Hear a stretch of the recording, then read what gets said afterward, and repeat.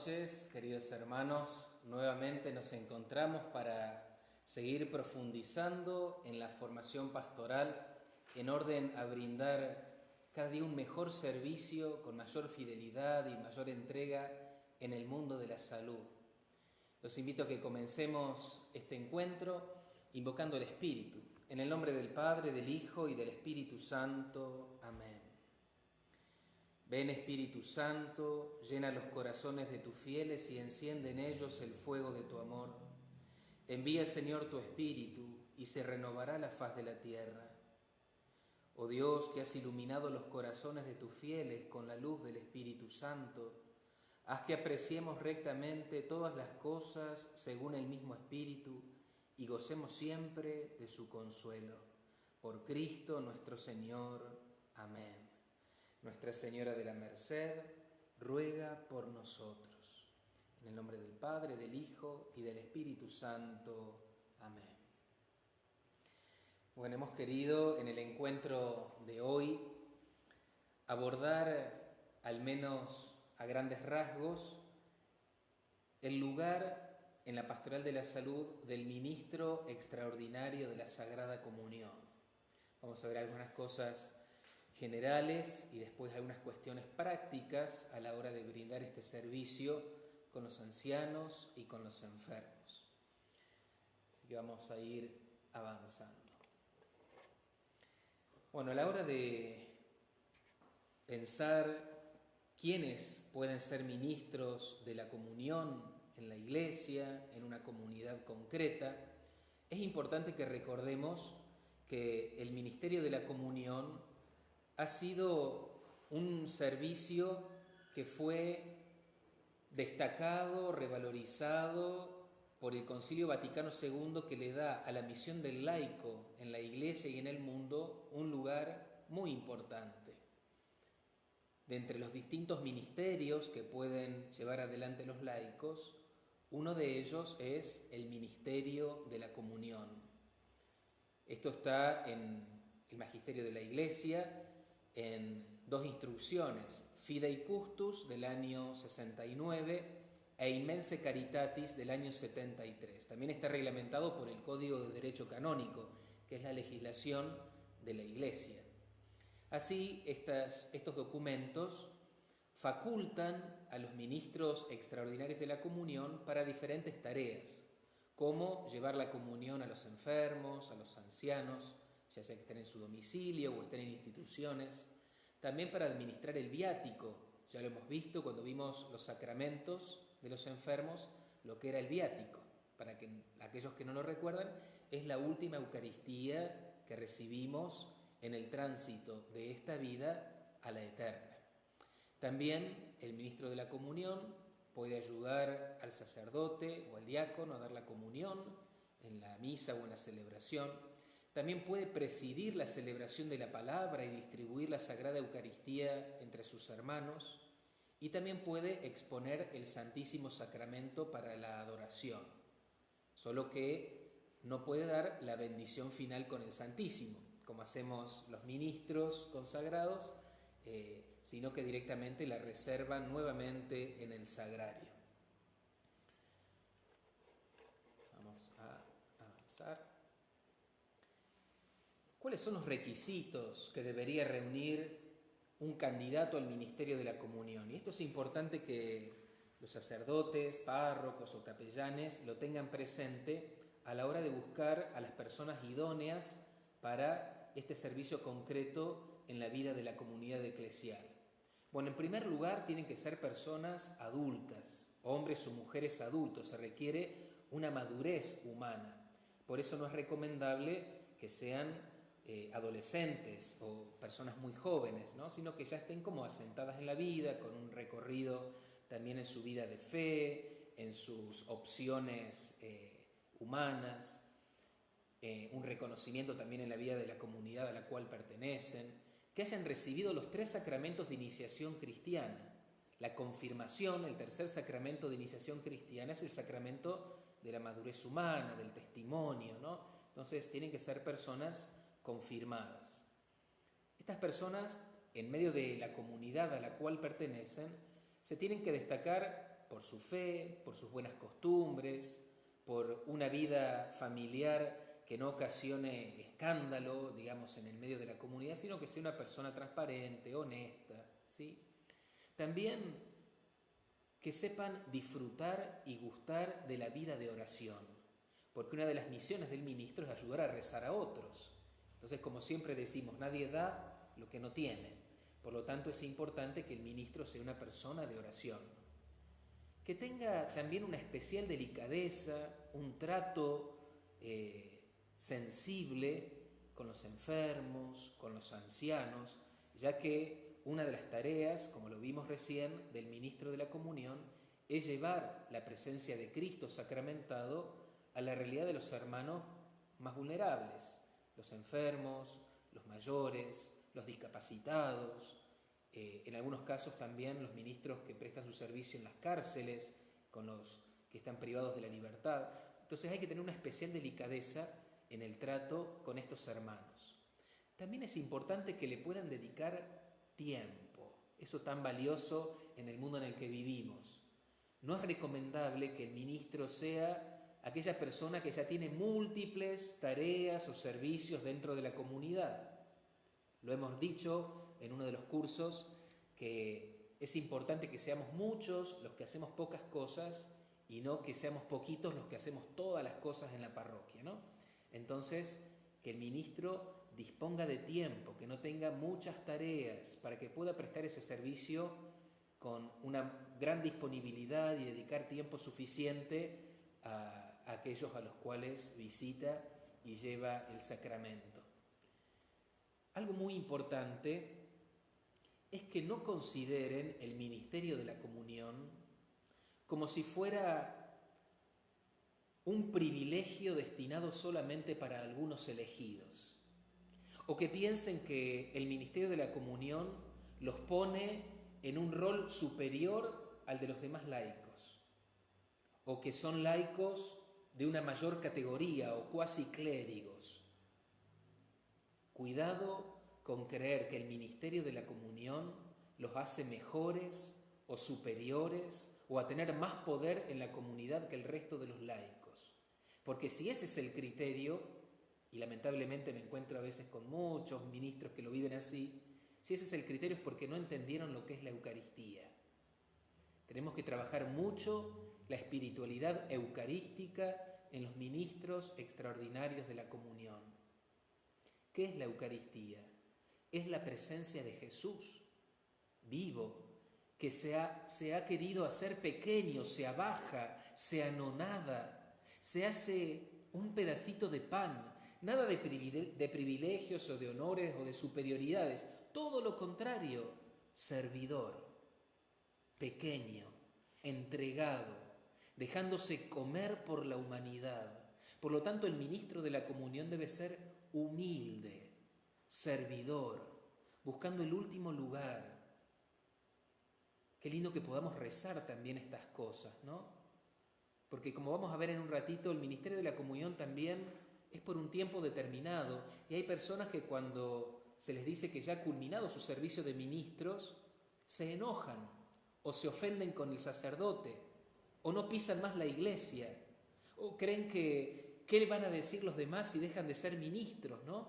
Como si fuera un deshonor o una humillación dejar de serlo. Humildad, servicio, por el tiempo que la Iglesia considere. Qué importante es que meditemos este aspecto fundamental, ¿no? Y después también un requisito, una condición es que tengan formación. No alcanza con tener buena voluntad o con querer serlo, ¿no? Hay que formarse. Y la formación es inicial, sí, con cosas básicas, pero después es permanente.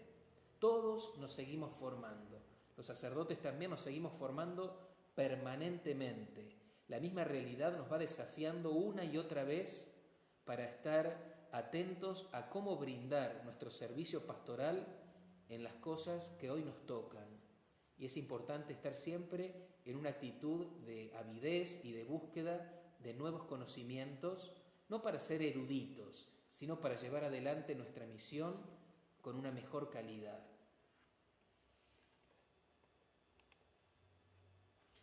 Le corresponde al párroco o al capellán, en el caso de que sea un hospital, que sea una cárcel, o que sea una clínica o un hogar, un asilo, ¿no? Es el párroco o el capellán quienes presentan al obispo o al vicario general de la diócesis los candidatos para este ministerio, para que se haga el decreto correspondiente, el nombramiento, las letras, decimos, de los ministros de la comunión, que siempre los decretos dicen cuándo comienza y cuándo finaliza este servicio, ¿sí? Es importante entonces que los ministros de la comunión sean nombrados por el obispo o por el vicario general de la diócesis. Hay veces que me he encontrado con gente que dice: soy ministro hace 30 años, lo cual no es lo que enseña el magisterio de la Iglesia, ya que hay una temporalidad, lo vamos a ver. O que nunca fueron nombrados por el obispo. A lo mejor alguna vez un sacerdote le dijo: ayúdame a dar la comunión en una misa, y ya creyeron que eran ministros para toda la vida. Esto no es así, ¿no? Entonces tiene que haber un nombramiento que tiene también la fecha de caducidad del ministerio, que puede renovarse o no. Este párroco o este capellán, para ver cuántos ministros necesita en su comunidad, deberá ver cuáles son las necesidades, ¿no? Cuántos enfermos o ancianos, o sea, instituciones que atender, para pensar en el número adecuado que necesita esta comunidad concreta. Como les decía, el ministerio de la comunión no es para siempre, no es a perpetuidad, no imprime carácter, decimos, como los sacramentos del bautismo, la confirmación o el orden sagrado, ¿no? El ministerio de la comunión es por un periodo determinado. Son temporales. Por supuesto que si son temporales, caducan cuando la autorización del obispo así lo dictamina en las notas, las letras que se hicieron cuando fue nombrado. Entonces tenemos un ministerio ad tempus, que es por este periodo determinado. Cada diócesis tiene sus propias legislaciones. Aquí en la Arquidiócesis de Córdoba, donde soy yo, el período es de 2 años, ¿sí?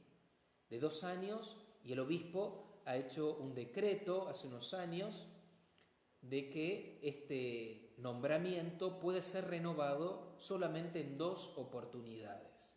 Por lo tanto, un ministro de la comunión que es nombrado podrá estar, si así el párroco lo determina, en ese periodo y en 2 más.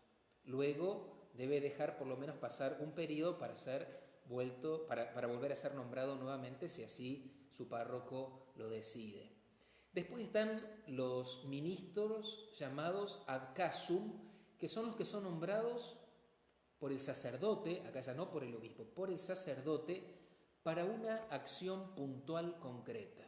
Como por ejemplo, estamos en una misa, hace falta algún ministro para dar la comunión y los ministros nombrados no están, o hay pero no son suficientes. El sacerdote, por derecho, tiene la facultad de llamar a un laico que él conozca y que reúna estas condiciones de que hemos hablado y darle una bendición para que dé la comunión en esa misa. Terminado el servicio de esa misa, ya no puede ejercer el ministerio, ¿no? Es el ministerio de la comunión solo para ese caso puntual. O por ejemplo, hay que llevarle la comunión a un enfermo, no se consigue a ningún ministro de la comunión, el sacerdote tampoco puede ir, puede buscar un laico para ese caso puntual, para que le lleve la comunión a ese enfermo. Finalizado ese servicio puntual, deja de ser ministro. ¿Se entiende? Entonces están los ministerios de la comunión ad tempus, temporales, por un periodo, aquí en Córdoba por 2 años renovables, o el ministerio ad casum, que es para un caso puntual concreto, para un servicio que dura ese ratito que se va a desarrollar, a llevar a cabo, ¿sí? También el derecho canónico pide a los ministros de la comunión que se formen permanentemente y que hagan retiros espirituales. Esto lo dice el derecho en el canon 231, ¿no? Los laicos tienen el deber de adquirir la formación conveniente que se requiera para desempeñar bien su función y para ejercerla con conciencia, generosidad y diligencia. Y en esto tener la conciencia del servicio a los enfermos, a los ancianos y a los vulnerables. Es verdad que hay ministros de la comunión que dicen: yo no tengo el carisma para acercarme a estas realidades. Pero siempre alentamos a los sacerdotes que piensen a la hora de elegir a sus ministros a personas que tengan este carisma, ¿no? Porque es el servicio como más importante, porque si solo el ministro va a estar para dar la comunión en la misa, es un poco pobre, ¿no? Su servicio es para que la misa dure 5 minutos menos, para que no se extienda tanto el momento de la comunión. Sin embargo, el servicio misionero de ir al encuentro de nuestros hermanos que ya no pueden venir al templo a celebrar la Eucaristía, llevarles a Jesús sacramentado, es tan importante, porque si no, ¿cuántos hermanos se quedan sin poder alimentarse del pan de vida? Pongámonos nosotros en su lugar. Si algún día estamos enfermos en nuestro hogar, o estamos en alguna institución sanitaria, o estamos ya mayores y no nos podemos movilizar por nuestros propios medios, ¿cuánto desearíamos que vengan a traernos a Jesús sacramentado? Entonces, alentamos a que se lleve adelante el ministerio de la comunión, yendo al encuentro de los hermanos para llevarle el sacramento de la Eucaristía, con la conciencia, como dice el Evangelio en Mateo 25, en el texto aquel del juicio final, donde Jesús dice que cuando llegue el día del juicio, dirá a un grupo: vengan benditos de mi Padre, tomen en parte la herencia que les ha sido prometida, porque estuve enfermo y me visitaron, ¿no? También dice: tuve hambre y me dieron de comer, tuve sed y me dieron de beber, estuve desnudo, me vistieron, fui forastero y me alojaron, ¿no? Estuve preso y me vinieron a ver. ¿Cuándo hicimos, Señor, todo esto con vos? Y Jesús dice: lo que le hicieron al más pequeño de mis hermanos, a mí me lo estaban haciendo, a mí me lo hiciste. Cada vez que ibas a visitar a un enfermo, cada vez que visitabas a los abuelos del hogar, a mí me estabas visitando, dice Jesús. Por lo tanto, llevamos a Jesús en el sacramento cuando vamos a llevar la Eucaristía, pero al mismo tiempo vamos al encuentro de Jesús que está vivo en la persona del hermano también, para que vayamos también tomando dimensiones de la espiritualidad que tenemos que ir cultivando en el servicio a los hermanos.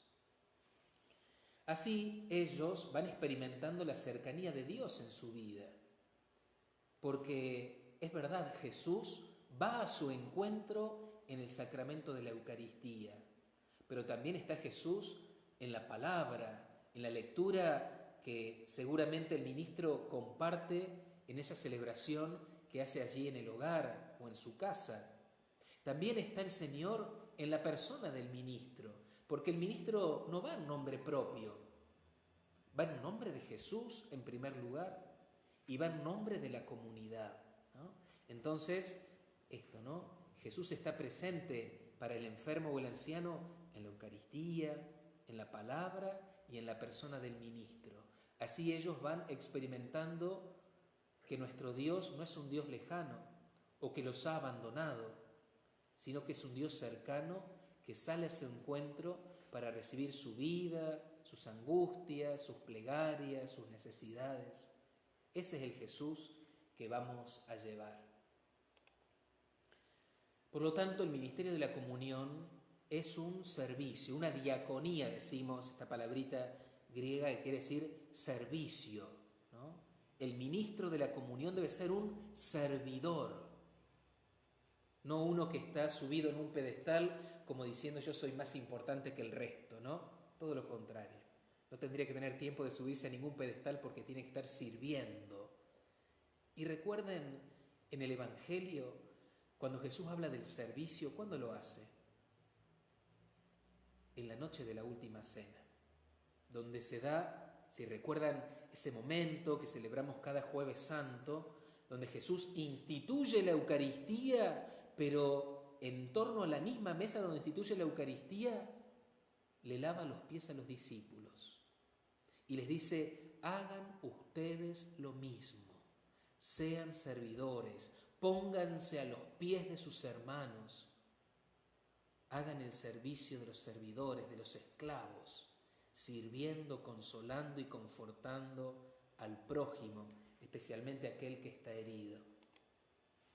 Por lo tanto, tenemos que dar la comunión, pero al mismo tiempo construir la comunión fraterna, no solamente con el enfermo o con su familia, sino que el ministro de la comunión en la comunidad parroquial o en el barrio o en la familia donde está, debe ser coherente. No somos ministros solamente cuando vamos a dar la comunión. El ministerio es en todo tiempo y la coherencia de vida tiene que estar en todo el tiempo y la actitud de servicio tiene que estar siempre, y ser constructores de comunión entre los hermanos tiene que ser siempre. Por lo tanto, el ministerio es un don, pero por supuesto que es un compromiso. ¿Y cómo acompañar? Porque hay ministros a veces nuevos o que quieren empezar a llevar la comunión a los enfermos o que su párroco se los pide y tienen temor, no saben cómo hacerlo. Bueno, hay que formarse. Hay recursos pastorales, algunos ya los hemos compartido, hay otros, hay muchos más, hay bibliografía, ¿no? Recursos pastorales para el acompañamiento en lo humano, en lo espiritual, en lo pastoral, en lo litúrgico. Por lo tanto, tenemos que formarnos siempre. Cuando vean la sigla MEC, quiere decir Ministros Extraordinarios de la Comunión, ¿sí? El ministro de la comunión entonces tiene que saber que va a prestar su servicio en nombre de la comunidad, ¿no? Que es la comunidad la que va al encuentro del enfermo en la persona del ministro, que tiene que encarnar esa opción preferencial de Jesús por los pobres, por los débiles y por los enfermos. Lo hemos dicho, somos continuadores de la misión de Cristo, que tenía esa opción preferencial. Si vamos a los evangelios vamos a encontrar que la mayor parte del ministerio público de Jesús es con estas realidades humanas. El ministro de la comunión tiene el privilegio de participar de esta opción de Jesús por los que sufren. Ser conscientes también que llevar la comunión es hacer extensiva la mesa del Señor, que es el altar de la parroquia o de la capilla. Es la mesa que se abre para alimentar con la presencia de Cristo sacramentado, para sanar heridas, para fortalecer. Esa es la misión del ministro. Porque la Eucaristía no es un premio para los que se creen buenos o santos, ¿no? Es importante redescubrir la dimensión sanante y terapéutica que tiene la Eucaristía. No necesitan los perfectos de la Eucaristía, sino los hambrientos, los necesitados, los heridos, ¿no? Entonces tenemos que ir a buscarlos para llevarles esa presencia del médico de los cuerpos y de las almas que está realmente presente en el pan eucarístico. La reserva de la Eucaristía, la parroquia o la capilla tienen un sagrario, ¿sí? Los sagrarios que tienen que ser fijos, tienen que ser dignos, tiene que guardarse la Eucaristía con todos los recaudos también para evitar profanaciones u otros malas acciones que ocasionan mucho dolor también en la vida de la comunidad y ofenden gravemente al Señor.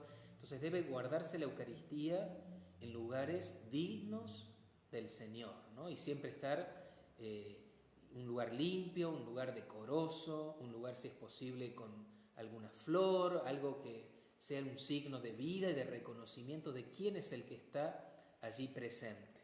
El ministro de la comunión tendrá la tarea, en en muchas oportunidades de abrir el sagrario, sacar los copones con la reserva eucarística, ya sea para llevarlos al altar en el momento de la misa, ya sea para retirar las sagradas formas que necesite para llevar la comunión a los enfermos o a los ancianos.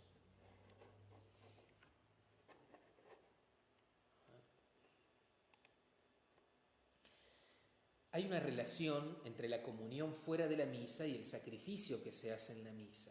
Y esto es importante que también ustedes como ministros, los que son ministros, puedan recordárselo a los enfermos o a los ancianos. No es que la misa fue en la parroquia y solo para los que tienen el privilegio de asistir, o en la capilla del hospital para los que podían estar presentes, y ellos reciban después la comunión como algo desfasado de la celebración eucarística. No, es la misma Eucaristía, el mismo sacrificio que aconteció en el altar, que se prolonga al hogar, a la cama del enfermo, a la sala del hospital. Es una prolongación del sacrificio de Cristo que lo recordamos y lo hacemos presente en la mesa del altar. Se actualiza allí aquel sacrificio de la pasión, la muerte y la resurrección de Jesús de manera incruenta en el altar, ¿no? Hace más de 2000 años ese sacrificio fue de manera cruenta, con dolor y derramamiento de sangre. En la mesa del altar el mismo sacrificio se actualiza de manera incruenta. Y el Señor Jesús, por el misterio de la transubstanciación, se hace presente en las formas de pan y vino. Por la acción del Espíritu Santo, el pan deja de ser pan y el vino deja de ser vino, y empieza a existir la realidad de Jesucristo en su cuerpo, en su sangre, en su alma y en su divinidad. En un pedacito del pan eucarístico o en un pedacito de la sangre consagrada está todo Cristo, ¿no? Entonces, qué bueno que le recordemos también a aquellos que les llevamos la comunión, ¿no? Que la mesa del altar donde participa toda la comunidad se extiende a donde ellos están, porque ellos también son parte de la comunidad y una parte muy importante. ¿En qué tiempo se administra la comunión fuera de la misa? ¿Cuándo podemos llevar la comunión? ¿Siempre? ¿Hay algún día preferencial? Bueno, la Iglesia nos enseña que dentro de lo posible, lo ideal sería que sea un día domingo, que es el día de precepto, donde la mayor parte de los fieles asiste a la misa dominical, un sábado a la tarde o un domingo. En muchos casos esto no es posible, ya sea por el enfermo o la familia del enfermo o los horarios del hospital o del hogar, o también por las propias actividades de los ministros de la comunión, que tienen también, como todas, sus actividades particulares, ¿no? Entonces, si no puede ser un domingo, cualquier otro día de la semana. Siempre es importante convenir el horario para que el enfermo, el anciano o la familia pueda también disponer lo necesario para recibir la visita del ministro que lleva el sacramento de la Eucaristía. Hay un día del año donde no se lleva la Eucaristía. Ese día es el Viernes Santo. Es el día donde solamente se da la Eucaristía en forma de viático, es decir, solamente a los moribundos. Es el día de la muerte de Jesús.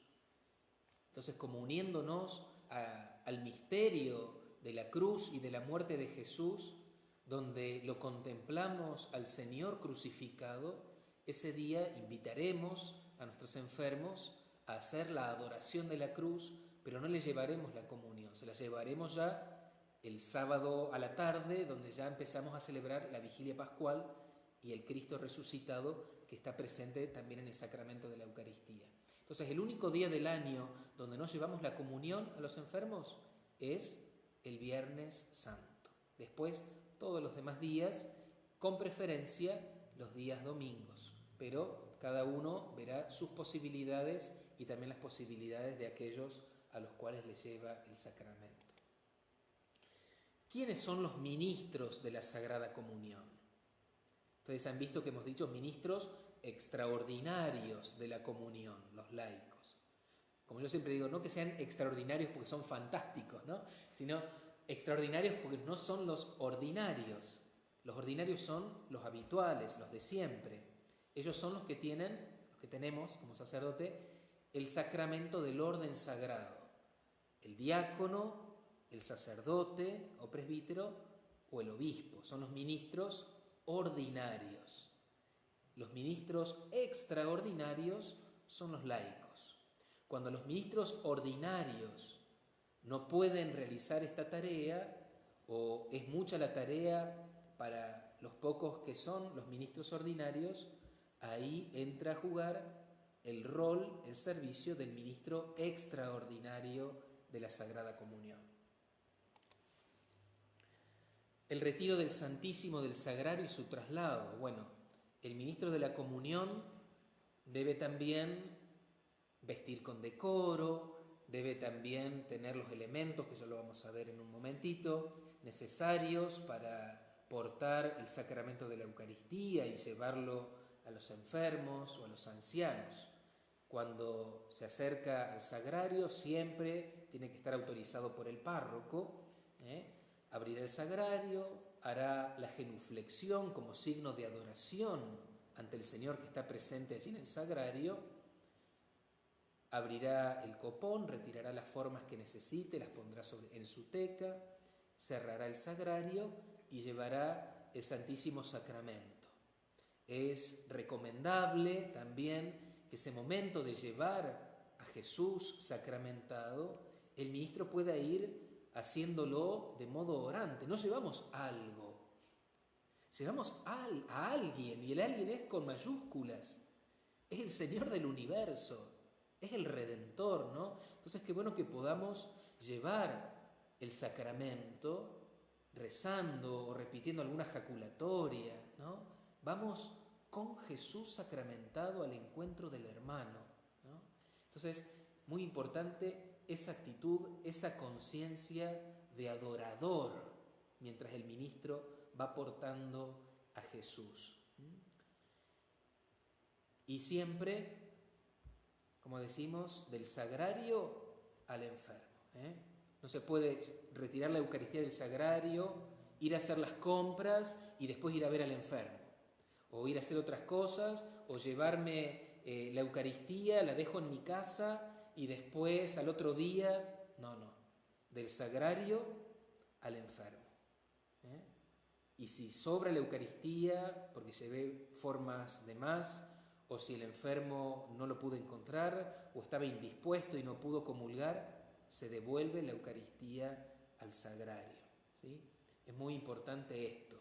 Y no puede el ministro de la comunión tener la reserva eucarística en su casa.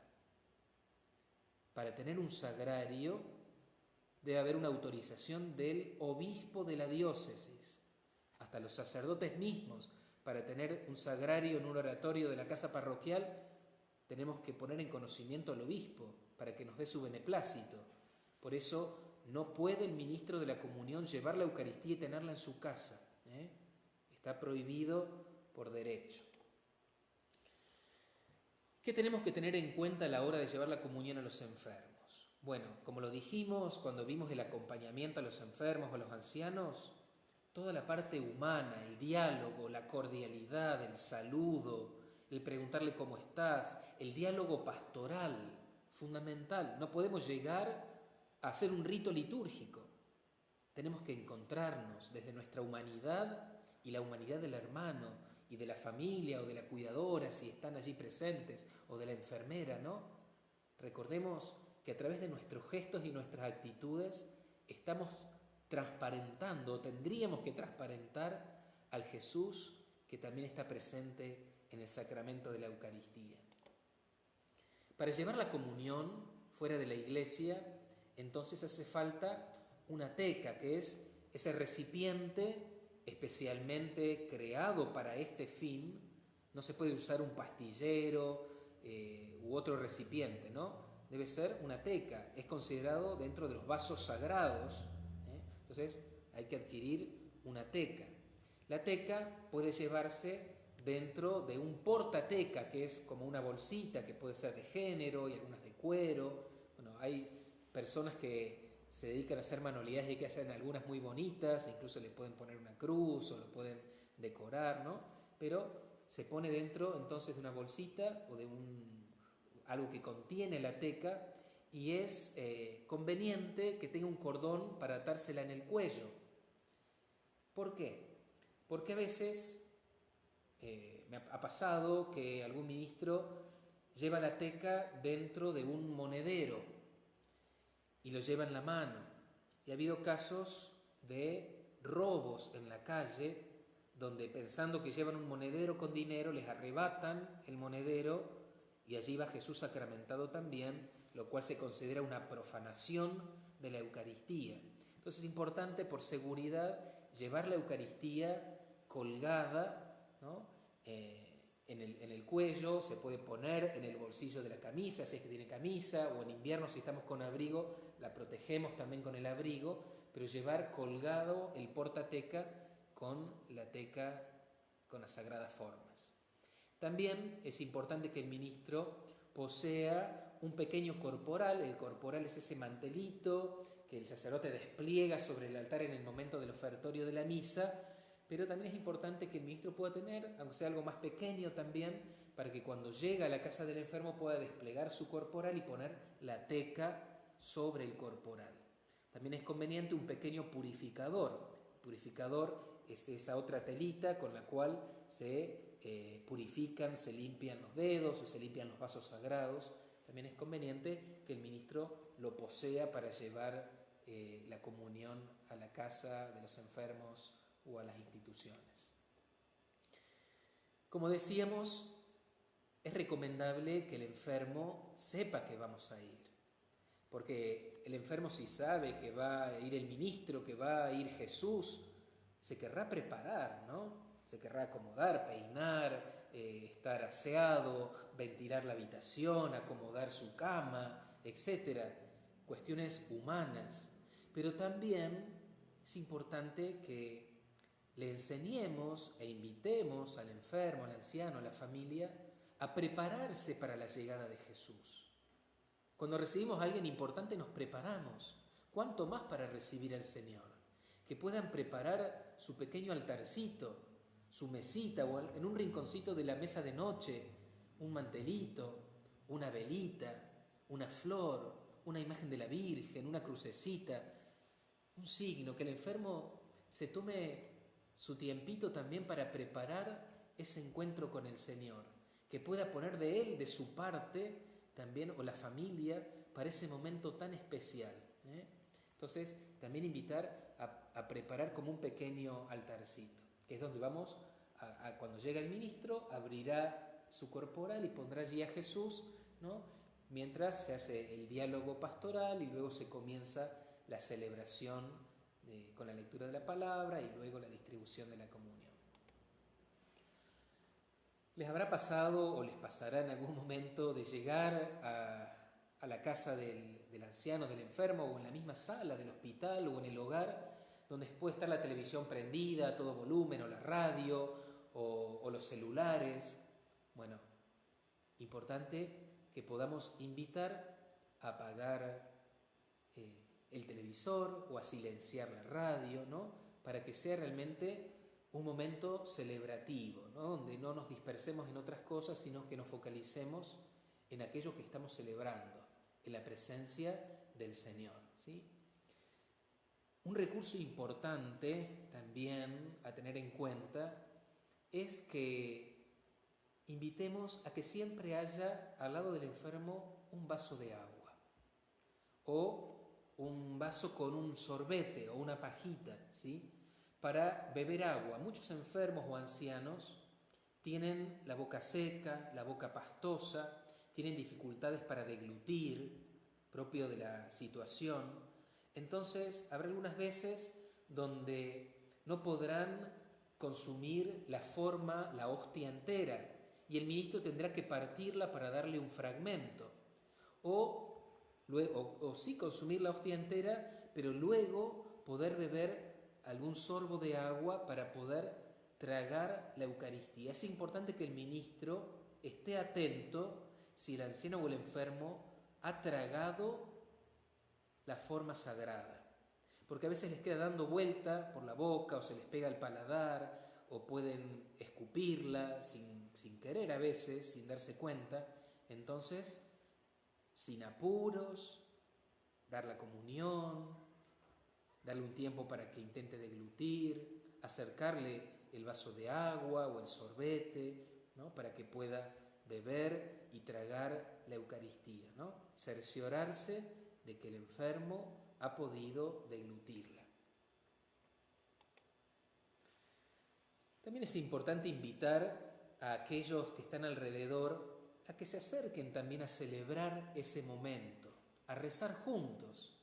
Me ha pasado, y a muchos ministros les pasa, que llegan a la casa, lo llevan a donde está el enfermo o el anciano, cierran la puerta y se van todos, ¿no? Entonces, invitar, no vamos a obligar a nadie, pero decir, ¿no quieren venir a compartir este momento de oración, ¿no? Entonces, se puede dar momentos muy lindos de compartir esa celebración con los que están en la casa o con la cuidadora, ¿no? Se puede invitar a participar haciendo que lea el texto bíblico alguno de ellos, o si quieren hacer algunas peticiones, hacer algo participativo, ¿no? Es muy importante la comunión orante también.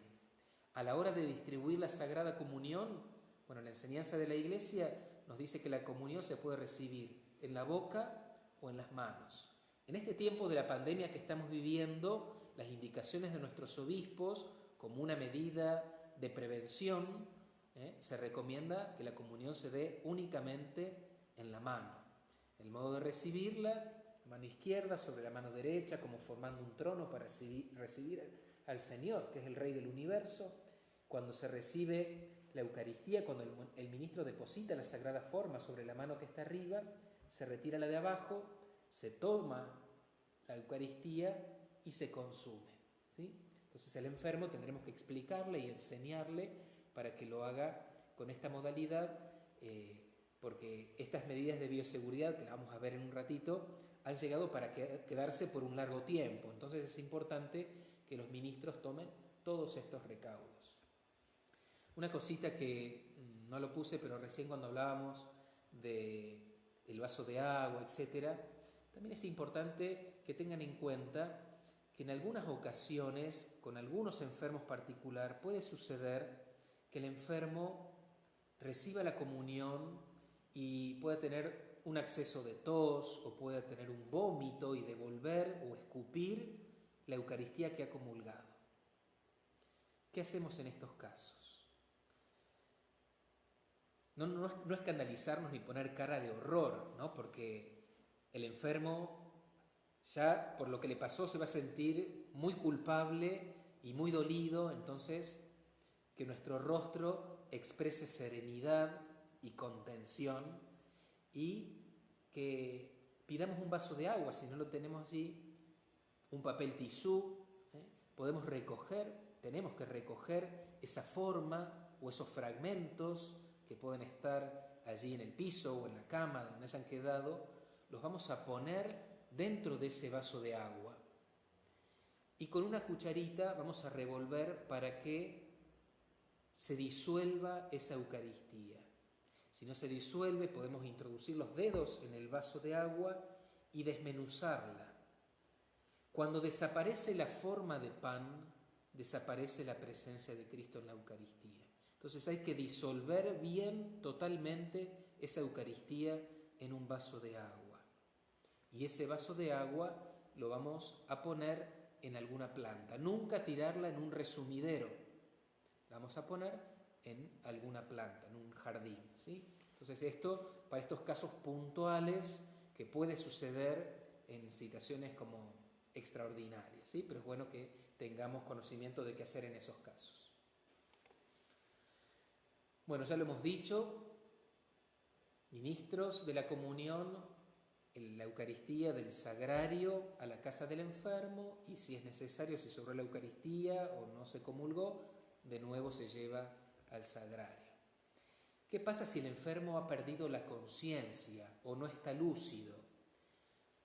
Tiene que tener conciencia el enfermo de qué es lo que está recibiendo. Si le da lo mismo que le pongamos en la boca la comunión o que le demos una galletita, una masita, si le da exactamente lo mismo, es porque no tiene conciencia de qué está recibiendo, ¿no?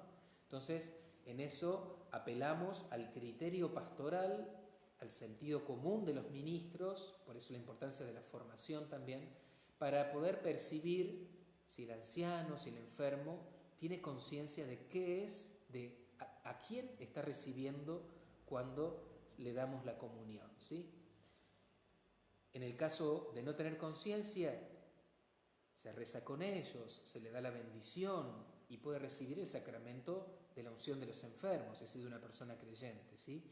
Pero ya no le vamos a dar la Eucaristía.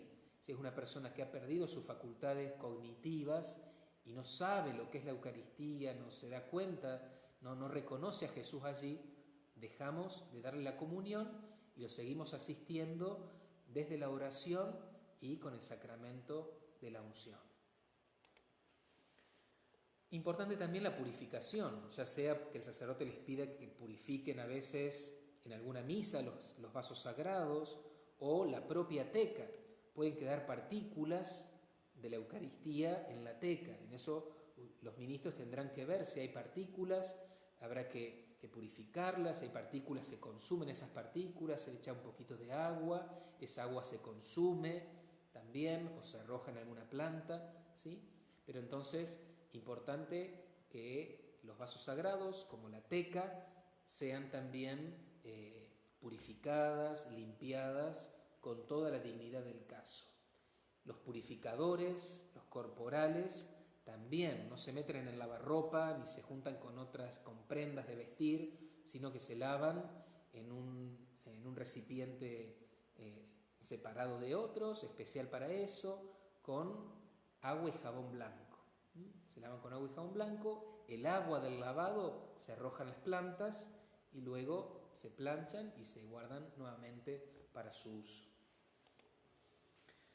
En cuanto a la bioseguridad, bueno, tendríamos que ser expertos en bioseguridad ya a esta altura de la pandemia, en estos 6 meses que hemos transcurrido aquí en Argentina con el aislamiento obligatorio.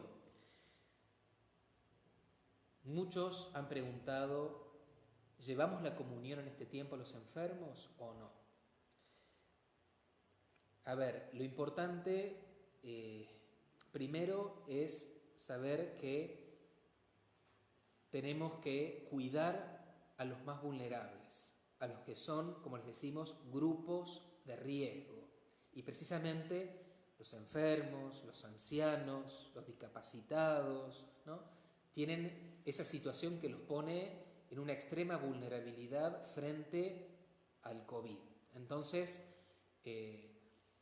cada párroco tendrá que tomar sus propias decisiones y decir a sus ministros qué conductas tomar. En lo personal, yo recomiendo que si podemos esperar un poquito que pase este tiempo e invitar a los enfermos, a los ancianos, a seguir por la televisión, por la radio, por internet, por las redes, las celebraciones eucarísticas y hacer una comunión espiritual, sería lo ideal para no exponerlos a un posible contagio, porque nos podemos transformar nosotros en vectores, en transmisores de este virus.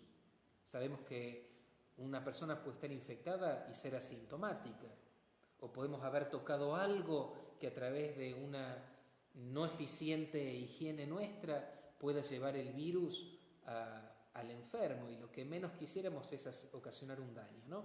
Entonces, si el enfermo o la familia del enfermo, sabiendo que siempre hay un riesgo, aunque sea mínimo, con las normas de bioseguridad, aún quiere recibir la comunión, y si el párroco o el capellán así lo deciden, tomaremos todos los recaudos a la hora de llevar la comunión.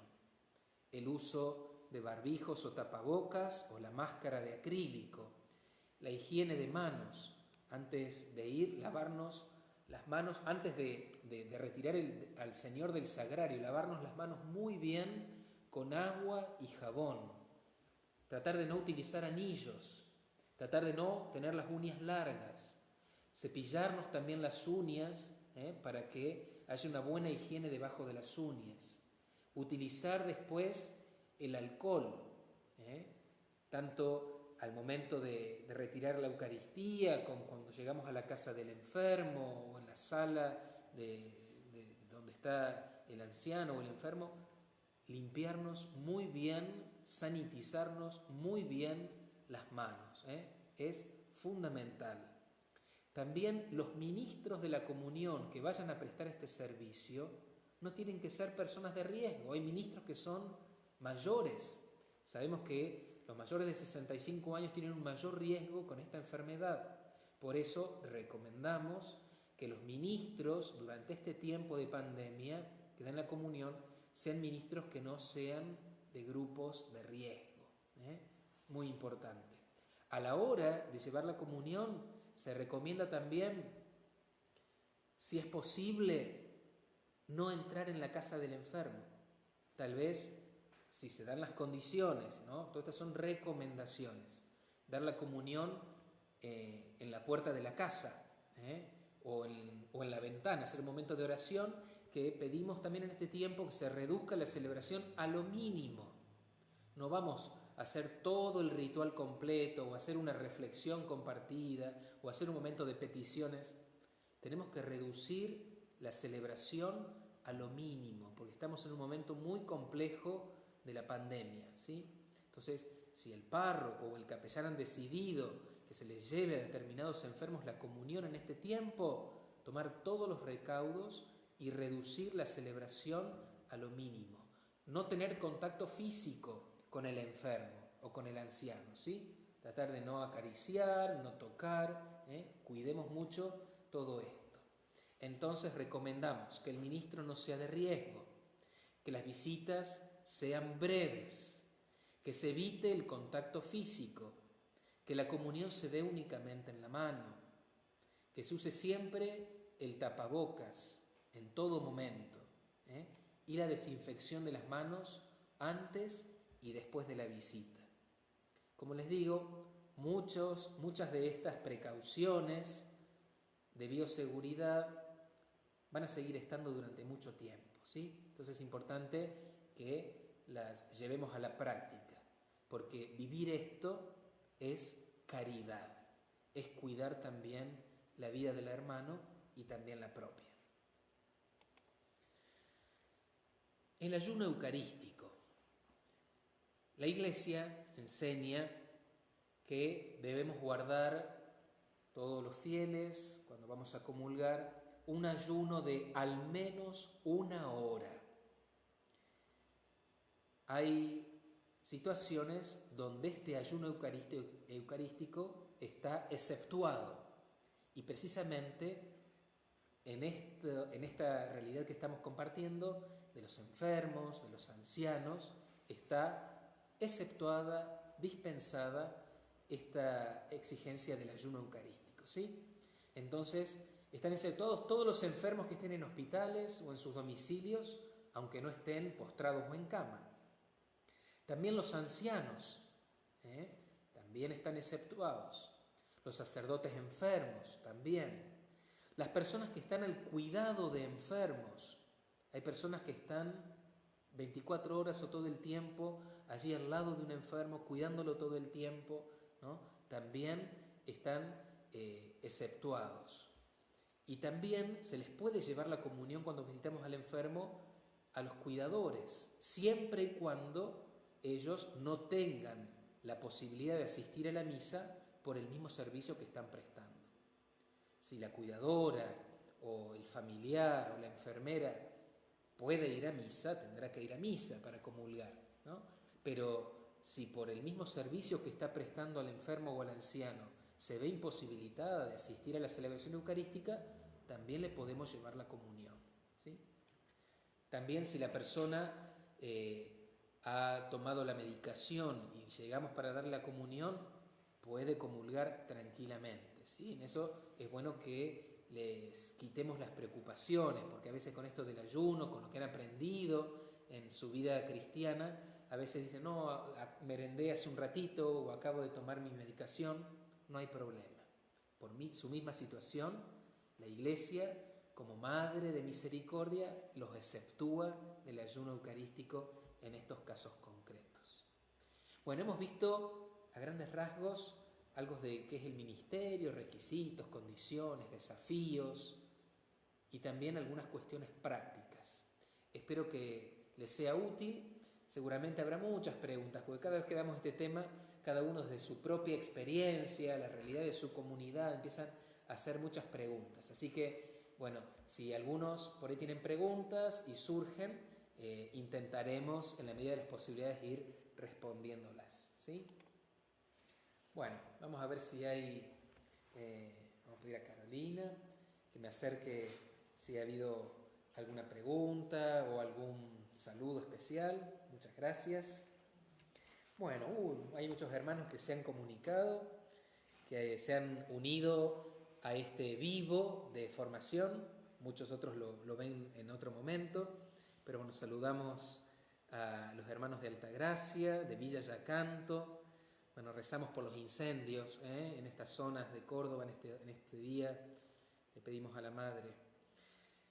Los hermanos de la parroquia San Juan Bautista, de Colonia Carolla, de la parroquia San Fermín, de la vicaría del Padre Claret, de la Pastoral de la Salud de Lomas de Zamora, de Punta Alta, de la Arquidiócesis de Bahía Blanca, de la parroquia Resurrección del Señor, de la parroquia Santa Rosa de Calamuchita, y con el Padre, hoy estuve conversando con el Padre, la gente de Saldán también, bienvenida, vecinos de aquí, de Villa Allende, la parroquia Nuestra Señora del Rosario de Salsipuedes, de la parroquia de Lourdes y el Santo Cura de Ars, que están ahí con el polo sanitario, están todos los hospitales que reciben COVID aquí en Córdoba en este tiempo, están allí bajo esa jurisdicción.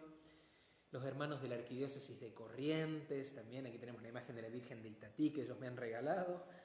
La parroquia Virgen de la Montaña, ¿sí? De Puerto Madryn, los hermanos de Chubut.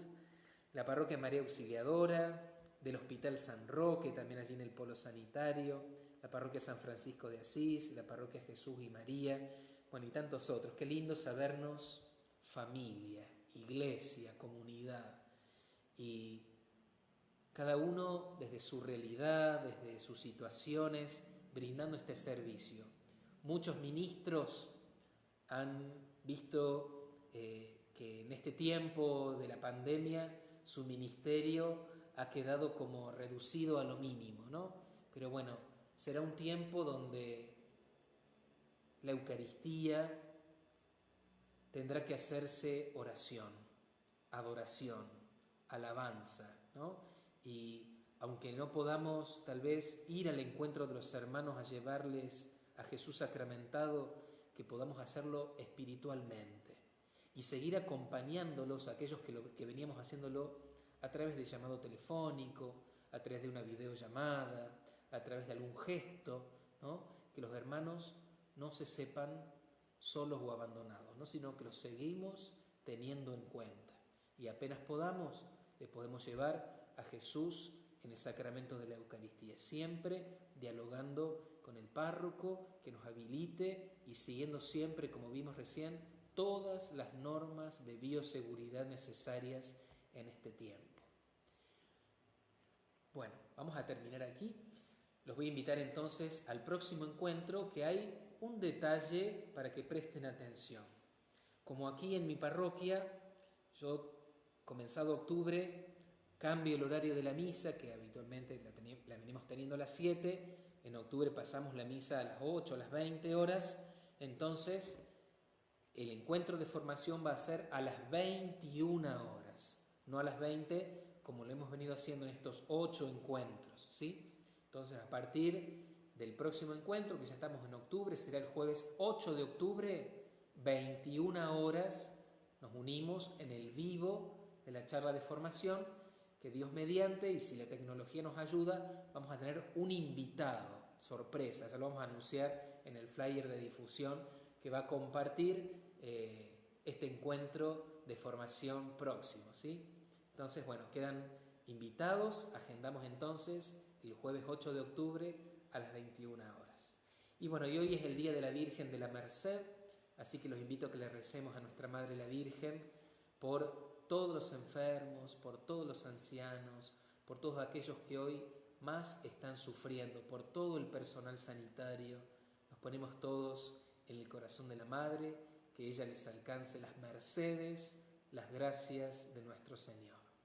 Digamos juntos: Dios te salve María, llena eres de gracia, el Señor es contigo. Bendita tú eres entre todas las mujeres, y bendito es el fruto de tu vientre, Jesús. Santa María, Madre de Dios, ruega por nosotros pecadores, ahora y en la hora de nuestra muerte. Amén. Nuestra Señora de la Merced, ruega por nosotros. Y que la bendición de Dios Todopoderoso, que es Padre, Hijo y Espíritu Santo, descienda sobre sus corazones y permanezca siempre. Amén. Que Dios los bendiga. Hasta la próxima.